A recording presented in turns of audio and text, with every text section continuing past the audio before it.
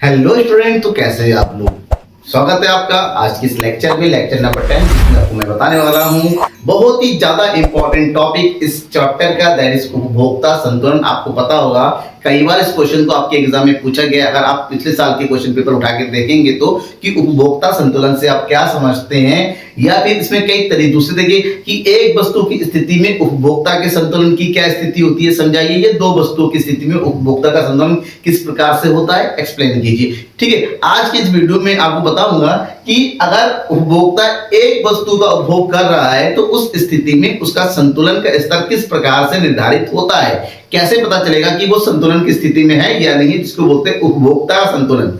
देखिए, उपभोक्ता का संतुलन की अगर हम बेसिक मतलब को जाए, इसको समझे, इसका अर्थ को, कि उपभोक्ता संतुलन एक्चुअली में एक ऐसी स्थिति होती है जहां पर एक उपभोक्ता किसी वस्तु पर जितना व्यय करता है, यानी कि जो व्यय की जो राशि होती है, जितना वो व्यय करता है, जितने धन का व्यय करता है, उसकी तुलना में उससे मिलने वाली जो उपयोगिता होती है, वस्तु की जो उपयोगिता होती है, इसके कंपैरिजन में क्या होता है, ज्यादा होता है। कि वस्तु की जो उपयोगिता होती है, जिसको कहें हैं सीमांत उपयोगिता, वो ज्यादा होनी चाहिए। फॉर एग्जाम्पल, आप कहीं पर गए, एक मॉल में गए, 1000 रुपए दे के आप एक शर्ट या एक पैंट खरीद रहे हैं, तो शर्ट और पैंट आप कौन सी खरीदेंगे?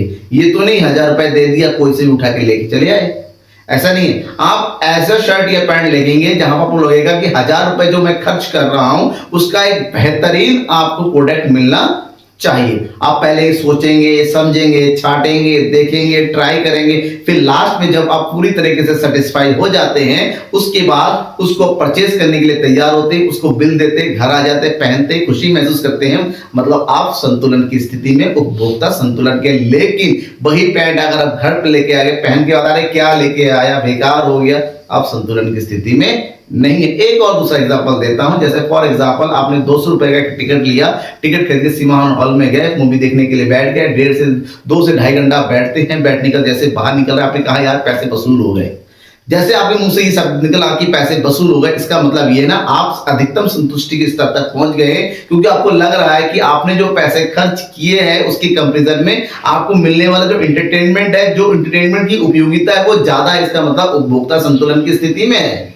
वहीं पर आपको लगता है कि आप मूवी देखने गए, जैसे आप हिम्मत वाला देखने गए होंगे, और देखने का धत्ते है कि ऐसा कौन मूवी बनाता है, बेकार हो गए पैसे भेज, उससे अच्छा कहीं खाना खा लिया होता, इससे अच्छा घर में किसी दान दे दिया होता। आप सोचते ना, इसका मतलब आप संतुलन की स्थिति में नहीं, क्योंकि आपके धन का सदुपयोग नहीं हुआ है, आपको उतनी उपयोगिता की प्राप्ति नहीं हुई है जितना होना चाहिए था। इसका मतलब साफ है कि इकोनॉमिक्स में इसको किस तरह से, इस बात को, इस कॉन्सेप्ट को देने वाले थे प्रोफेसर मार्शल। उन्होंने कहा था कि उपभोक्ता संतुलन की स्थिति में तब होता है कि वो जब जितना पैसा लगाता है और उसकी कंपैरिजन में उसकी जो वैल्यू होती है, उपयोगिता की जो वैल्यू होती है, वो ज्यादा होती है। लेकिन दूसरे अर्थों में समझें कि आप जितनी मुद्रा की एक ऐसी स्थिति, उपभोक्ता संतुलन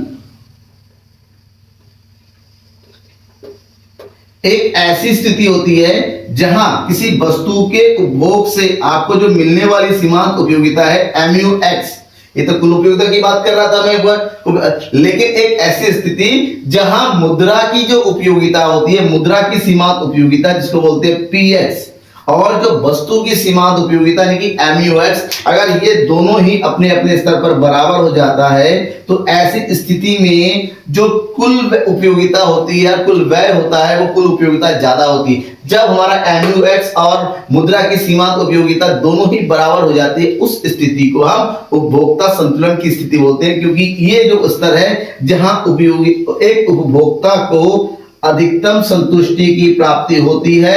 अगर वो इसके आगे और भी ज्यादा वस्तु का उपभोग करना चाहता है तो उसके लिए नुकसान होगा। संतुलन एक ऐसी स्थिति होती है जहां पर परिवर्तन नहीं होना चाहिए।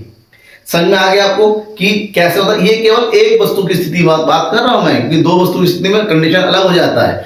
अब यहां पर एक एग्जांपल लेते हैं, जैसे वस्तु X की इकाई है, पहले एक वस्तु को उपभोग करता, फिर 2 की कितनी इकाई वो उपभोग करेगा। अब जैसे वो इतने वस्तु को उपभोग कर रहा था, उसकी मिलने वाली जो सीमांत उपयोगिता है, देखिए धीरे धीरे सीमांत उपयोगिता घटती चली जाती है ना भाई। आप जितनी इकाइयों का प्रयोग करेंगे, आपको कुछ भी खाने पीने में पसंद है, लगातार खा के देखिए ना, आप बाद में कहेंगे भैया रहने दो, आप नहीं खाएंगे, भले कोई भी अपनी फेवरेट चीज क्यों ना हो। आपकी मिठाई है, खाने पीने का दूसरा सामान है, कुछ भी हो, आप लगातार खा के देखिए, आप जरूर कहेंगे यार अब पूरा हो गया कोटा, ठीक है ना। इसका मतलब ये हुआ कि यहाँ पर टाइमिंग धीरे धीरे घटती चली जाती है, लेकिन जो वस्तु की मुद्रा की इकाई होती है ना, सीमांत उपयोगिता, वो हमेशा एक समान रहती है।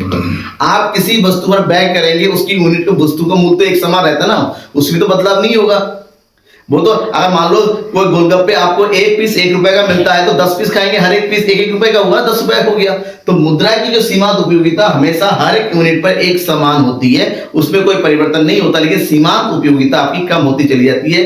एक ऐसा बिंदु जहां होता है जहां पर मुद्रा की सीमांत उपयोगिता और आपने जो वस्तु का यूज किया, जो प्रोडक्ट आप यूज कर रहे हैं, उसकी सीमांत उपयोगिता दोनों ही आपस में क्या हो जाती है, बराबर हो जाती है। इसका मतलब होता है, मान लीजिए कि यहाँ पर गोलगप्पे का एग्जांपल है, आपने पहला गोलगप्पा खाया, आपको इतनी यूटिलिटी मिली, दूसरा, अब 5वां गोलगप्पा खाया तो आपको 20, क्योंकि धीरे धीरे उपयोगिता कम होती है। 5वें गोलगप्पा खाने से आपको मिलने वाली यूटिलिटी और आपने जो पैसे खर्च किए, उस पैसे की यूटिलिटी दोनों बराबर हो गई। मतलब एक ऐसा जहां पर आप अपने पैसों का पूरा संतुष्टि स्तर ले चुके हैं। अब अगर उसके आगे आप यूज करेंगे तो अब क्या होगा, देखिए पहले स्तर में दोनों का डिफरेंस निकालिए, तो कितना हो गया, 40 माइनस 20 बराबर 20, ये हो जाएगा 35 माइनस 20 बराबर 15, और ये 30 माइनस 20 बराबर 10, और 25 माइनस 20 बराबर 5, और ये 20 में से 20 माइनस कर देंगे 0, और फिर 15 माइनस 20 इक्वल टू, यानी कि इसके आगे भी आपने वस्तु का उपभोग करने का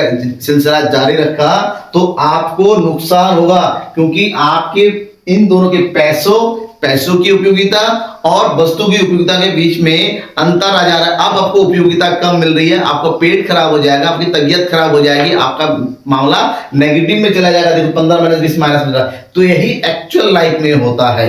आप जब गोलगप्पा यूज कर रहे हैं तो 1 2 3 4 5 6 तक खाएंगे, 7 में 8 तक जाएंगे, भैया आप रहने तो उसकी बात ही, जबरदस्ती अपने ठूस लिया, हो सकता है फिर दिक्कत हो जाएगी सुबह, ठीक है ना। दैट्स मीन्स ये समझ के रखिएगा कि उपभोक्ता संतुलन एक ऐसी स्थिति होती है जहां पर कोई उपभोक्ता किसी वस्तु पर जितना व्यय करता है, उसकी तुलना में उससे मिलने वाली सीमांत उपयोगिता बराबर होती है, और कुल उपयोगिता अधिक से अधिक होती है, उससे ज्यादा उपयोगिता की प्राप्ति पूर्व नहीं हासिल कर सकता, ठीक है। समझ में आ गया? कोई भी डाउट रह जाता है बेझिझक अपने डाउट को मुझे कमेंट बॉक्स में कमेंट करके बताइए, आपको जरूर बताया जाएगा। Thank you.